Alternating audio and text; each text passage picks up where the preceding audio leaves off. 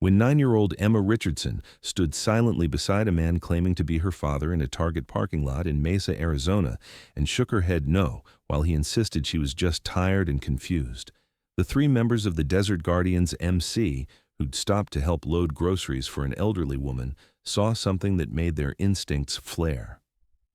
The contradiction between the man's confident assertion and the girl's wordless denial, combined with details that didn't add up, would trigger a response that turned a Saturday afternoon errand into an extraction operation, a coordinated pursuit, and the rescue of a child who'd been missing from Tucson for 6 days. What those bikers saw in that parking lot, and what they chose to do about it despite the man's aggressive insistence that everything was fine, would prove that sometimes the most dangerous predators hide behind claims of authority, and that questioning those claims when a child signals distress can mean the difference between a victim disappearing forever and going home.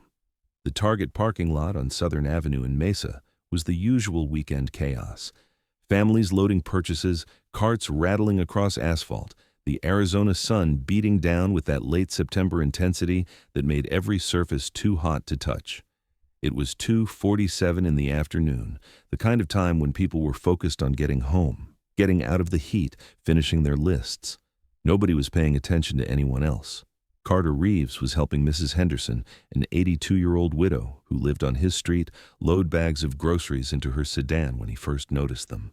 Carter was 46, a former Army medic turned motorcycle mechanic, vice president of the Desert Guardians MC, with a weathered face and the kind of calm presence that came from having seen enough crisis to know when something was wrong. His leather vest marked him as someone who'd chosen brotherhood over solitude, who'd found family on the road after his blood family had failed him.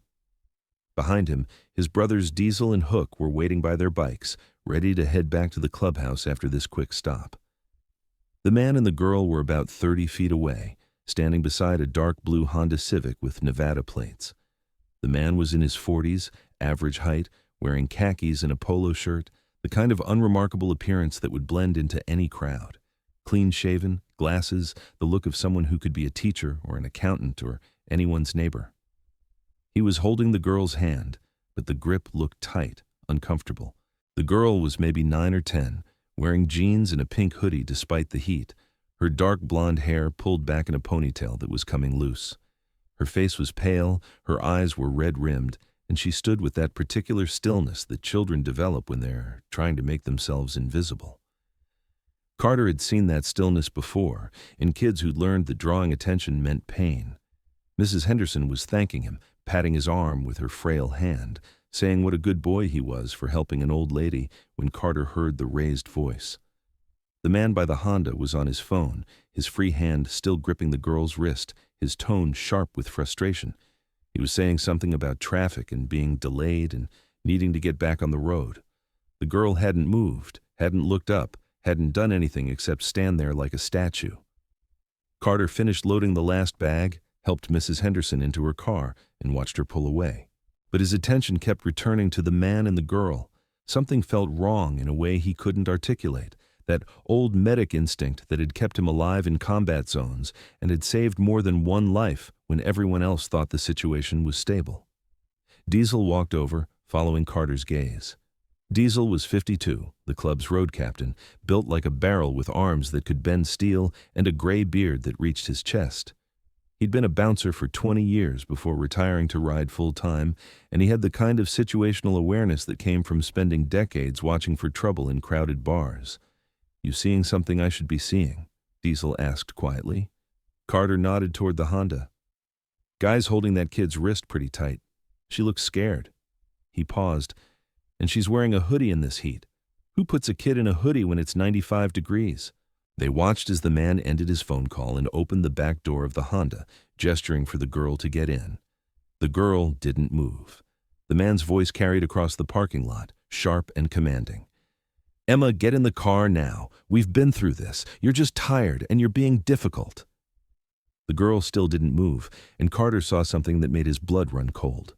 The girl's eyes swept across the parking lot, searching, desperate, and when they landed on Carter and Diesel, she did something so subtle that most people would have missed it. She shook her head, just barely, just a tiny movement, but it was there. No. The man saw her looking at the bikers and his expression shifted, annoyance giving way to something harder. He raised his voice, projecting confidence and authority. "Emma, I'm your father, and I'm telling you to get in this car right now. You're embarrassing both of us." The girl shook her head again, more deliberately this time, looking directly at Carter. The movement was small but unmistakable, a silent plea wrapped in a single gesture. Hook, the club's youngest member at 38, former Marine with the kind of alert intensity that never fully left combat veterans, had joined them now. "What's happening?" Hook asked, his hand already moving toward his phone. Carter made a decision that would either save a child or create a massive misunderstanding that could land them in serious trouble. He started walking toward the Honda, Diesel and Hook flanking him, 3 large bikers in leather vests moving with purpose across the parking lot. The man saw them coming, and his expression hardened further. "Can I help you with something?" he asked, his tone suggesting they should mind their own business. Carter stopped about 6 feet away, keeping his body language non-threatening, but his presence undeniable. "Just wanted to make sure everything's okay here." "Your daughter seems upset." The man's jaw tightened. "She's fine. She's just being difficult because she didn't get the toy she wanted at the store. Huh? Kids, you know how it is." He forced a laugh that didn't reach his eyes. "Now, if you'll excuse us, we need to get on the road." Carter looked at the girl. "Hey there. Are you okay?" The girl's eyes filled with tears. She looked at the man, then back at Carter, and shook her head again. This time there was no mistaking it. It was a clear, desperate no. "I'm her father," the man said loudly, his voice taking on an edge of aggression, "and I don't appreciate strangers questioning me about my own daughter. Emma, tell these men you're fine." The girl's mouth opened, but no sound came out. She was trembling now, tears streaming down her face, her small body shaking with the effort of holding something inside. Diesel stepped forward, his massive frame casting a shadow over the man. "Sir, with respect, that little girl just told us 3 times she's not okay. Now maybe there's a simple explanation for this, but we're going to need you to provide some identification and proof that she's your child before we let you leave with her." The man's face flushed red. "You can't stop me from leaving. This is harassment. I'm calling the police." "Good," Carter said calmly, pulling out his own phone. "We'll call them together. I'm sure they'll want to verify everything's legitimate." The man's eyes darted between the 3 bikers, calculating odds, looking for escape routes. His hand tightened on the girl's wrist and she whimpered. That small sound, barely audible, was enough. Hook moved to position himself between the Honda and the parking lot exit, while Diesel stepped closer to the man, not threatening but unmistakably preventing any sudden movement. Carter dialed 911, keeping his eyes on the girl. "This is Carter Reeves. I'm at the Target parking lot on Southern Avenue in Mesa. There's a situation here with a man claiming to be a child's father, but the child is signaling distress. The girl appears frightened and has non-verbally indicated she's not okay. We need officers here immediately." The dispatcher's voice was professional and alert. "Sir, maintain your position safely. Units are being dispatched. Can you describe the individuals involved?" Carter provided descriptions while the man's agitation increased. He was still holding the girl's wrist, still insisting he was her father, but his confidence was cracking. His eyes kept darting toward his car, toward the parking lot exit, toward the growing number of people who were starting to notice the commotion. "You're making a mistake," the man said, his voice rising. "When the police get here and verify I'm her father, I'm pressing charges against all of you for harassment and false imprisonment." "Then you won't mind waiting for them," Diesel said evenly. The girl suddenly pulled her arm free from the man's grip and ran straight to Carter, wrapping her small arms around his waist and sobbing into his leather vest. The man lunged forward, reaching for her, but Diesel stepped in front of him with the kind of physical authority that didn't require violence to be effective. "Don't touch her," Diesel said quietly. "Not until the police verify who you are." The man's face twisted with rage and something else, something that looked like panic. "You're kidnapping my daughter," he shouted. "Someone call the police. These bikers are kidnapping my child." "We already did," Hook said, his phone also out and recording everything, "and we're all recording this interaction. So everyone stay calm and let the authorities sort it out." Carter knelt down to the girl's level, keeping one eye on the man. "What's your name, sweetheart?" The girl's voice was barely a whisper. "Emma. But he's not my daddy." He's not my daddy, and he said if I told anyone he'd hurt my mom. Carter's chest tightened. Where's your mom, Emma? In Tucson. We live in Tucson. He took me from the park 6 days ago. He said my mom sent him, but she didn't. I know she didn't because she always picks me up herself, and she would never send someone I don't know. The words tumbled out in a rush, 6 days of terror finally finding release. He said if I tried to tell anyone or if I didn't do what he said, he'd go back and hurt my mom. So I had to be quiet. I had to pretend. But I couldn't get in that car again. I couldn't. The parking lot around them had gone still. Shoppers had stopped, watching, some filming on their phones. The man was still shouting about harassment and kidnapping, but his voice had taken on a desperate quality. He was edging toward his car, and Hook moved to block him completely. 2 Mesa police units arrived within 4 minutes, officers emerging with hands on their holsters, taking in the scene. A large biker holding a crying child. 2 more bikers blocking a man from reaching his vehicle. A crowd of witnesses. The lead officer, Sergeant Maria Torres, approached with practiced caution. "Someone want to tell me what's happening here," Torres said, her eyes moving between all parties. The man immediately launched into his story. "Officer, thank God you're here. These bikers attacked me and took my daughter. I'm Dennis Richardson. This is my daughter Emma, and we were just trying to leave when they surrounded us and wouldn't let us go. I want them arrested for kidnapping." Torres looked at Carter, who still had Emma holding onto him. "Your side?" Carter explained what they'd seen. The tight grip, the girl's distress, the way she shook her head when the man claimed to be her father, her nonverbal signals for help, and finally her statements about being taken from a park in Tucson 6 days ago. Torres' expression shifted, professional alertness intensifying. She looked at Emma. "Honey, I'm Officer Torres. Can you tell me your name and where you're from?" Emma lifted her tear-stained face. "Emma Richardson. I live at 4247 East Broadway in Tucson with my mom, Jennifer Richardson. This man isn't my dad. He took me from Reed Park 6 days ago. He said my mom sent him, but she didn't. I want my mom. Please. I want my mom." Torres's hand went to her radio. "Dispatch. Run a check for missing child. Emma Richardson, Tucson area, approximately age 9, blonde hair. Also run the plate on a blue Honda Civic Nevada registration." She rattled off the plate number while her partner moved to secure the man, who was now backing toward his car with increasing desperation. "Sir, stop moving," the partner commanded. "Hands where I can see them." The man made his decision. He lunged for the driver's door, yanked it open, and dove inside. The engine roared to life. But Hook was already there, having anticipated the move. He positioned his motorcycle directly behind the Honda, blocking its escape, while Diesel did the same with his bike at the front.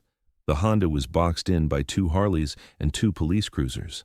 The man revved the engine, clearly considering ramming his way out, but Torres had her weapon drawn now. "Turn off the engine and step out of the vehicle," she commanded. "Do it now." The dispatch radio crackled with information that changed everything. Confirmed missing child, Emma Lynn Richardson, age 9. Abducted from Reed Park in Tucson 6 days ago. Amber Alert active. Subject is described as a white male, 40s, driving a dark sedan. Be advised, suspect is considered dangerous. Torres's voice hardened. Step out of the vehicle with your hands visible. Now. The man's shoulders slumped, the engine cut off. The door opened slowly and he emerged with his hands raised, his face a mask of resignation and defeat. Torres's partner moved in quickly, securing him with practiced efficiency, reading him his rights while Torres approached Emma, who was still clinging to Carter. "Emma," Torres said gently, "you're safe now. This man can't hurt you or your mom. We're going to take him into custody and we're going to call your mother right now. You did everything right. You asked for help, and these men listened." Emma's mother, Jennifer Richardson, answered the phone on the second ring. When Torres identified herself as Mesa Police Department calling about Emma, the woman's scream of relief and anguish carried across the parking lot, even through the phone's speaker. Jennifer had been driving through Arizona for 6 days, following every lead, posting flyers, working with police in 3 states, living on coffee and terror, and the desperate hope that her daughter was still alive. She'd been at a rest stop 60 miles away when the call came through, and Torres could hear her already running back to her car, her voice breaking as she said she'd be there in 45 minutes. Please don't let her baby out of sight. Please keep her safe. Carter sat on the curb with Emma while officers processed the scene and gathered statements. The girl hadn't let go of his vest, her small fingers twisted in the leather like it was the only solid thing in a world that had tilted sideways. She was talking now, the words coming in waves between tears. She told him about the man approaching her at the park, saying her mother had been in an accident and sent him to get her. About how wrong it felt, but how scared she was that something had happened to her mom. About the 6 days in that Honda, moving from parking lot to parking lot, the man keeping her quiet with threats against her mother, telling her if she called out or tried to run, he'd go back to Tucson and make sure her mom paid for it. She told him about the moment in the Target parking lot when she'd seen the 3 bikers and something in her broke. How she couldn't get in that car one more time, couldn't keep pretending, couldn't survive another day of fear. How she'd shaken her head because her voice wouldn't work, because 6 days of terror had stolen her ability to speak, but not her ability to signal. How she'd prayed someone would see, would understand, would believe a 9-year-old girl over a confident man in khakis who looked like everybody's uncle. "You saw me," Emma said, echoing words Carter had heard before from other children in other crises. "Everybody just walked past all week. I tried to make eye contact with people at gas stations and restaurants and nobody looked. But you saw me. You believed me, even when he was saying I was his daughter. Why did you believe me?" Carter thought about his own daughter, the one he'd lost to his ex-wife's addiction when the courts decided a mother's rights trumped a father's concerns, the one he hadn't been able to protect because the system hadn't seen what he'd seen, the one who'd ended up in foster care at 12 and on the streets at 15 before he'd finally gotten her into rehab at 17. She was 23 now, sober and thriving, but the years he'd spent fighting to be believed had taught him something essential about listening to children and trusting what they communicated, even when adults insisted everything was fine. "Because your eyes told a different story than his words," Carter said quietly. "Because I've learned that when kids signal for help, adults need to pay attention even when it's uncomfortable or inconvenient or might make us look foolish. Because your safety mattered more than being wrong." Diesel and Hook had given their statements to other officers and now stood nearby, silent guardians, while they waited for Emma's mother. The man, identified as Dennis Garrett, a registered sex offender from Nevada who'd been wanted in connection with 2 other attempted abductions, sat handcuffed in the back of a patrol car. His confidence had evaporated the moment the system closed around him. Now, he just looked like what he was, a predator who'd been stopped by 3 bikers who'd chosen to trust a child's nonverbal cry for help over an adult's verbal assertions of authority. Detective James Wu arrived from the Mesa Police Department's Crimes Against Children unit, a slight man in his 50s with kind eyes and 2 decades of experience that showed in the gentle way he approached Emma. He needed to ask questions, to gather evidence, to build the case that would keep Garrett locked away. But he also understood that this child had been through hell and needed to feel safe before she could process what had happened. He sat on the curb beside Carter and Emma, keeping his voice low and calm, letting Emma set the pace.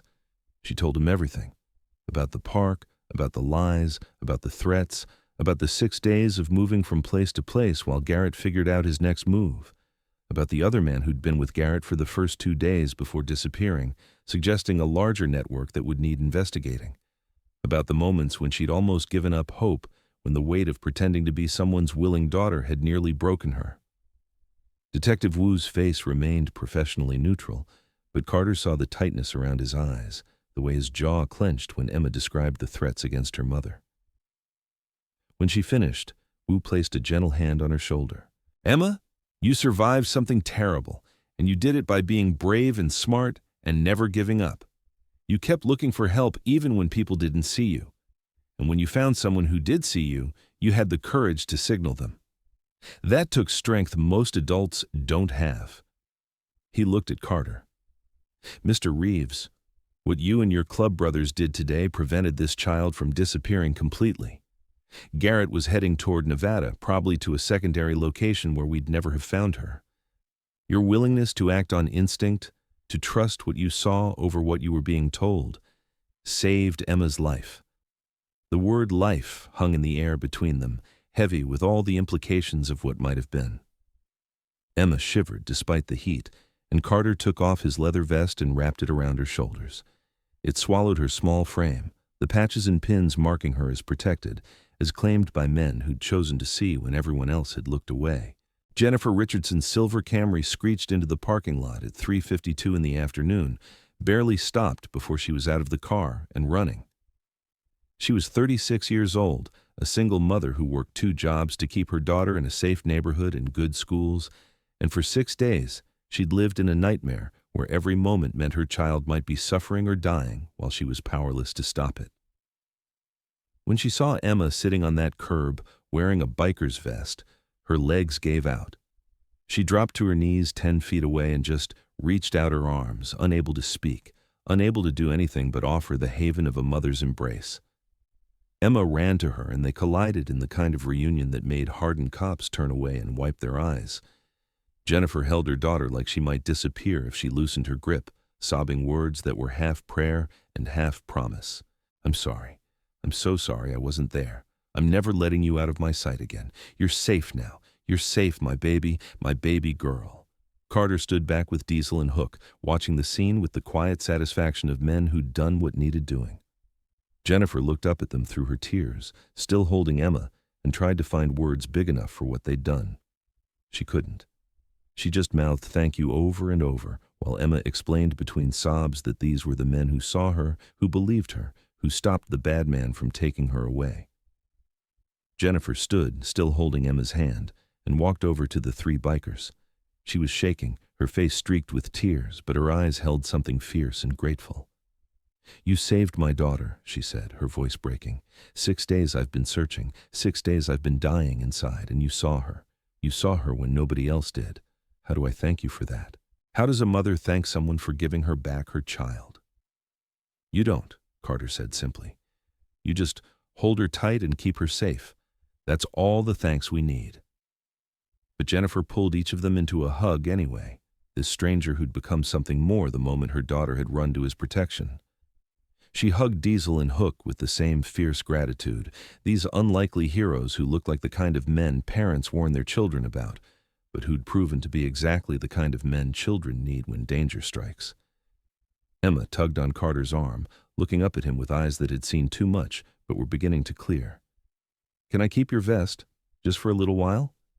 It makes me feel safe." Carter knelt down to her level. "You keep it as long as you need it, and when you're ready to give it back, you come find me at the Desert Guardians Clubhouse and we'll show you around. Maybe your mom will let you sit on my bike. Would you like that?" Emma nodded, clutching the vest tighter. "Will you teach me what to look for, how to see when someone's lying, how to trust my instincts like you do?"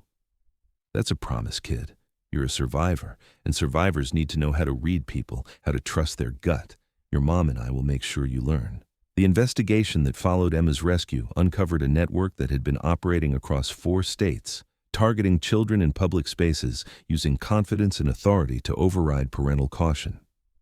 Garrett's arrest led to 3 more arrests within a week, 4 additional children recovered, and the dismantling of an operation that had been exploiting children for years. The FBI credited the Desert Guardians' intervention with breaking open a case that had stalled for lack of concrete leads. But for Carter, Diesel, and Hook, the real victory wasn't in the headlines or the commendations from law enforcement. It was in the weekly visits from Emma and Jennifer, who'd moved to Mesa to be closer to the support system they'd found in the most unlikely place. It was in watching Emma heal through therapy and time and the knowledge that she'd been believed, that her silent signals had been seen and answered. The Desert Guardians started a program after Emma's rescue, teaching community members to recognize signs of child distress, to trust their instincts when something felt wrong, to understand that questioning authority when a child signals danger was not only acceptable, but necessary. They distributed cards with warning signs and what to do if you saw a child in trouble.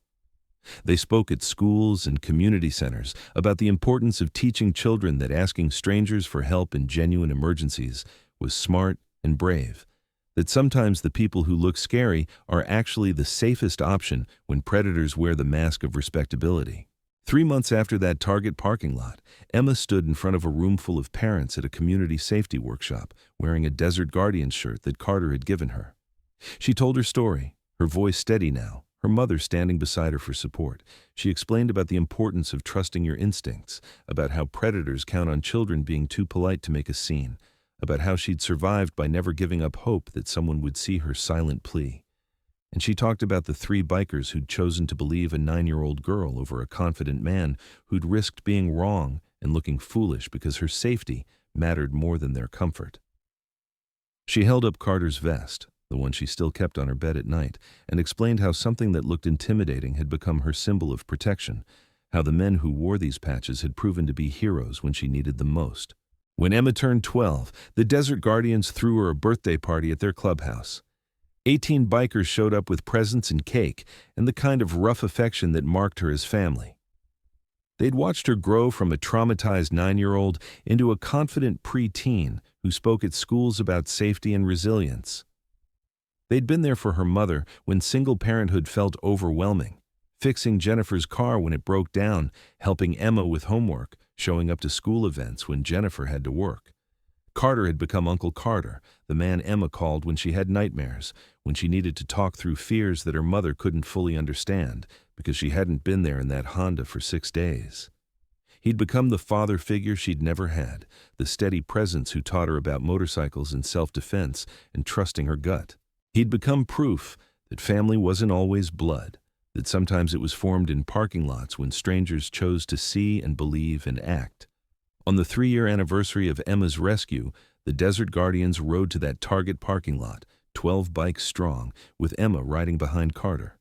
They stood in the spot where she'd shaken her head, where she'd signaled for help, where 3 bikers had chosen to trust a child's nonverbal communication over an adult's verbal assertions. They held a moment of silence for all the children who'd signaled for help and hadn't been seen, for all the victims who'd disappeared because bystanders had looked away. And then Emma, now 12 years old and fierce and healing, read a statement she'd written. She thanked Carter and Diesel and Hook for seeing her, for believing her, for proving that asking for help worked when you found the right people to ask. She thanked her mother for never giving up, for driving through 3 states and never losing hope. She thanked Detective Wu and Officer Torres and all the law enforcement who'd taken her seriously and built the case that had put Garrett away for life. But mostly she talked about the lesson she'd learned in that parking lot, the one she wanted other kids to know. That your voice matters even when it's silent, that signals count as much as words, that adults who truly care will see you even when you can't speak, that making a scene and causing trouble and refusing to get in the car is always the right choice when something feels wrong, that the people who look scary might be exactly who you need when danger wears a friendly face. The story of Emma in the Target parking lot became legend in Mesa, a reminder that child safety required community vigilance, that predators exploited the social contract that made questioning adults uncomfortable, that children needed permission to trust their instincts even when authority figures told them they were wrong. The Desert Guardians carried Emma's story with them, told it at schools and community events, used it to teach people that seeing and believing and acting could save lives. And every year on September 24th, Carter wore Emma's photo tucked into his vest pocket, a reminder of why he rode, why brotherhood mattered, why paying attention to the world around him could mean the difference between a child going home and a child disappearing forever. Because that was the truth, wasn't it?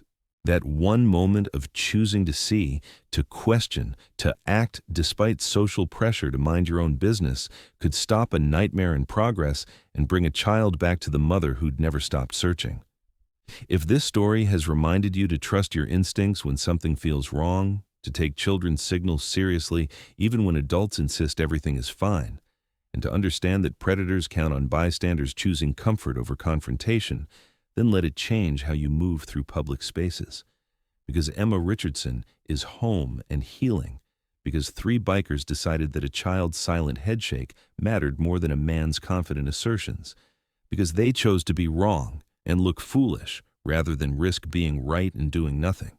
Share this story with someone who needs to remember that everyday awareness saves lives, that questioning authority when children signal distress is not only acceptable but necessary, and that sometimes the most heroic thing you can do is trust a child's wordless communication over an adult's practiced lies.